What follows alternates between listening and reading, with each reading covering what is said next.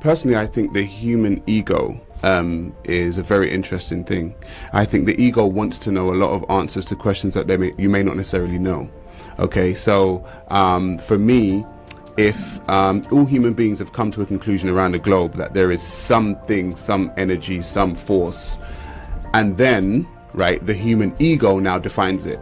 It doesn't define itself, you see. So I'm choosing not to define it because I know that if I do define it, I'm only going to be defining it based on my own subjective reasoning.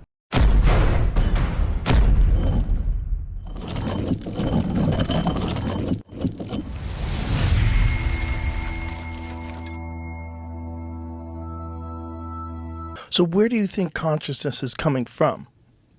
I am a Christian. As you said, you know, my background and where I'm coming from. I'm a Christian. I'm a minister of religion.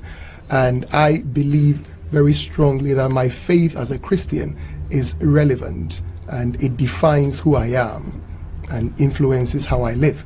You're saying you're a pantheist, so you don't believe that there's a God? No, I don't believe that there's a one single archetype God that controls everything. So what do you believe then? Everything that we know of in scientifically is energy in one way, shape or form, which means, you know, the microphone that you're talking into is energy, and so are you, and so is everything that we know of. And if you go by a scientific basis, this energy was the cause and is the cause of everything. And so what I find is that people generally have come to a similar conclusion around the world, that there is some kind of energy or force or something like that, and they've now categorized it in the way they want to. So you will find you'll categorize it now as Yahweh, categorize it as Allah, categorize it as Brahmin, categorize it as something else, and then they'll give it a story. However, the story of energy just is. There is no story. We don't know much about it. And all we do know about it, it doesn't have a personality, or, you know, it doesn't have a special people over another people. So, you know, me as a pantheist, I choose to, there are many pantheist religions, by the way. Yeah. And so we can see, even within pantheism, people categorize this energy as something else. However, no one's categorization should supersede another person's, in my view. Everything is alive. Everything is conscious. Everything is, like, if you take it from the biblical thing, what part of the universe wasn't made from the creator? Everything is atoms. Everything that we know of as human beings are atoms. There's nothing that we know of that isn't atoms in one way, shape or form. Particles, energy in one way, shape or form. Down to your heart, down to that tree, down to the camera that you're using now. It's all energy. It's all energy vibrating on different frequency. And so energy is everything. So this is what people don't get their head around. If energy is everything, then what is the source of everything? I would say energy. But what that does is that it puts you in a cycle. And people think there's a beginning of the circle. And I've said to people, there's no beginning of a circle. Right? You can't find me the beginning of a circle. Everything is a circle. It's just a cycle of energy. I mean, astrophysicists have concluded that 96% of the universe is dark matter or dark energy. That's what they've concluded. Those are the highest minds in the astrophysicist world, right? The universe is merely a form of energy transformed into what we know right now.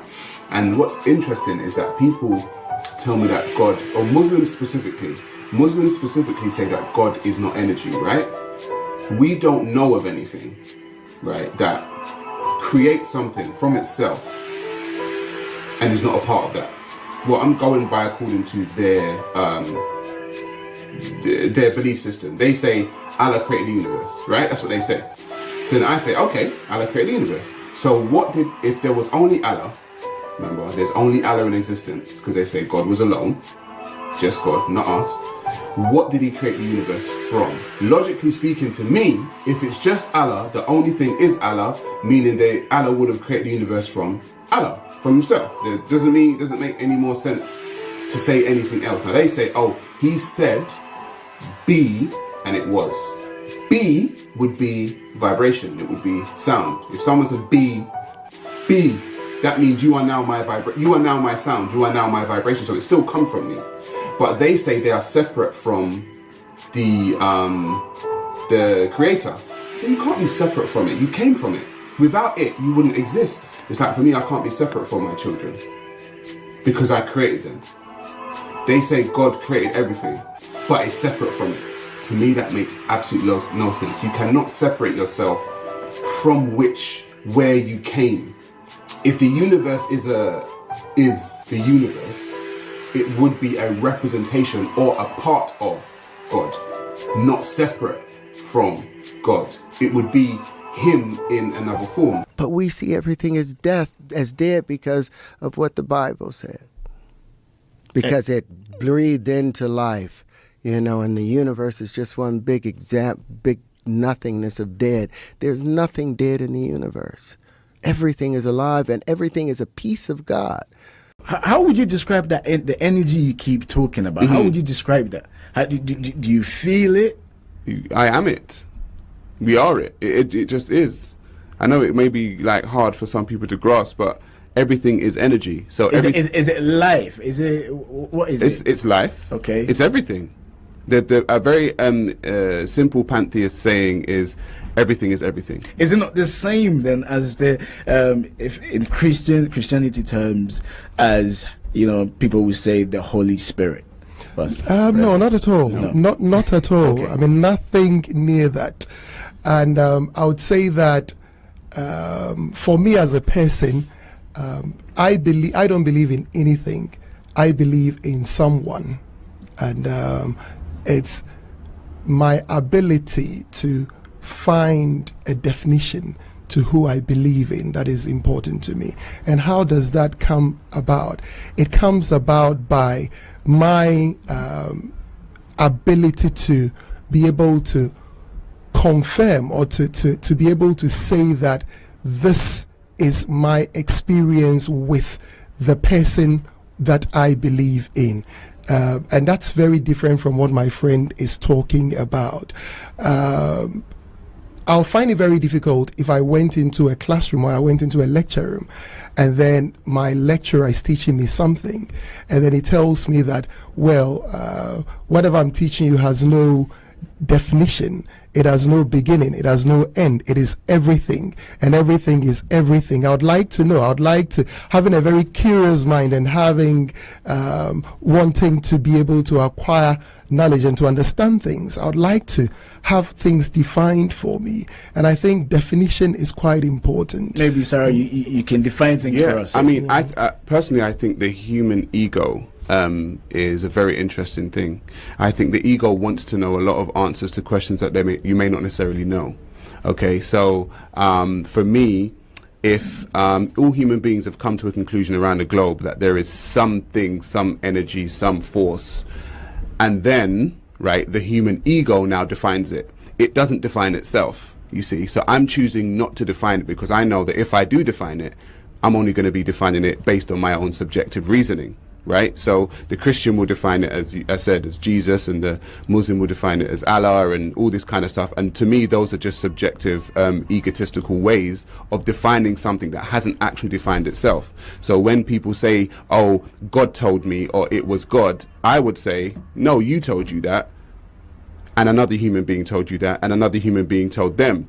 This actual energy didn't tell you anything. The actual energy just is. Human beings have now decided that this is what the energy said, and these are the people that it chose, right? And this is the book that it gave me, because there's no proof that this God actually exists, because people talk about God. Okay, what's the proof that the energy you're talking about exists?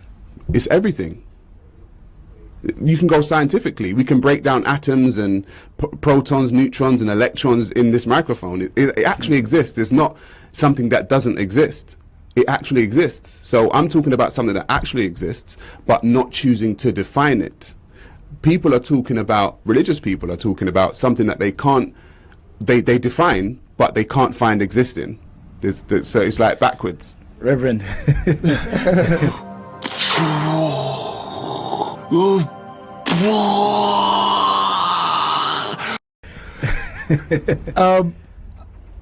I personally would like to make it very easy for myself and for everybody listening, and I would always come back to the point of experience. We can go scientific and talk about atoms and protons and electrons and all of that. We can also go very philosophical and begin to go into high levels of theology, which might not be meaningful to somebody who is waking up from bed this morning and listening to you and is looking for a sense of hope or even a sense of inspiration. Somebody who is in a desperate situation and needs a voice, as he was saying, to say something to him. That voice could be from the person himself or from another person or another person, as my friend is saying. We can go on and on and on and on and on. But then you can, for me, the most important thing is that I trace my being to a source.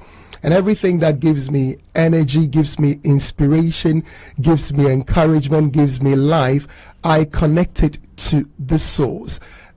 I mean, it is up to whoever has not experienced it to say that, well, the source is not real, or the source is originating from human ego or from yourself. The source is able to drive me to do what I am supposed to do. And maybe I would explain that a bit further as we go on. I find it interesting because he says that he says a source drives him, okay? And so, like I said, human beings define the source differently. So if we can he's used someone who needs inspiration and all this kind of stuff. So I always use the analogy of like 3 different people. You have 3 different alcoholics, say, right? And they all go to an alcoholic meeting, and one becomes a Christian and one becomes a Muslim, and the other one follows a 10-point plan, right? That, the Alcoholics Anonymous person chosen. They go away. 6 months later, they're all off alcohol and drugs, and all of them are going to tell you it was Jesus that helped me. The other one's going to tell you it was Allah that helped me. The other one's going to tell you, well, it was Matthew from the Alcoholics Anonymous meeting, right? So the common denominator within that scenario are the human being. It was a human being that drove themselves to come off it, whereas they needed inspiration from something or someone. So for me, the common denominator in all things are human beings, whereas what we believe in, right, may drive us, but what we believe in is different. Does it not just boil down to faith? Yes, exactly. Yeah. But who has faith? Human beings have faith. So it's all down to us. And that is my point. We are the common denominator. We keep saying, oh, it's something else, it's something else, it's something else. It's us. We are the ones that have the faith.